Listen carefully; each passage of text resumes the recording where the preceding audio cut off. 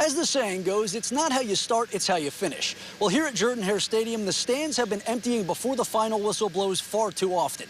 You may be asking yourself why, but the answer is obvious. The Tigers have been unable to finish games. It's something the coaches and players know, and when they look at the losses on their schedule, they feel that they should have won many of those games, something that was on full display on Saturday as the Tigers suffered their first ever loss to the Commodores at home, 17-7.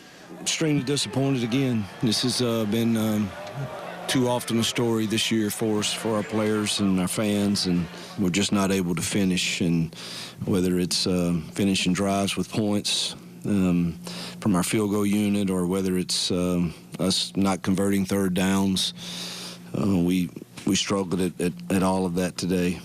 You know, it just comes down to execution. You know, it's a simple game when you talk about it like that. A lot of moving parts for sure, but you know, if each guy does his job and you know, it all comes together, then you know, usually you get in the end zone. So we must not be doing that. Like I said, I'll have to look at the film to get those corrections, but something that obviously we got to focus on.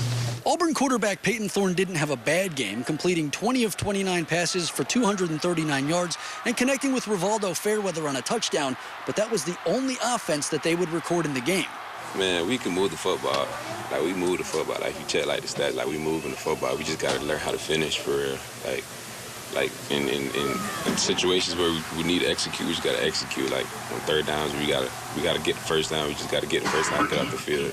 The problem is not moving football. It's just us being able to finish in close games, and that's just what winning teams have to learn how to do.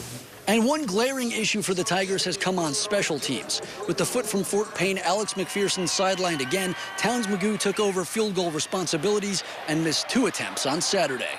One thing that was obvious in the loss is that the Tigers' defense is not the problem, holding Vanderbilt quarterback Diego Pavia under 150 pass yards with just 9 completions, though 2 of those would go for touchdowns. Thought our defense played their guts out and played well enough to win, and probably did the best job against that squad of anyone all year.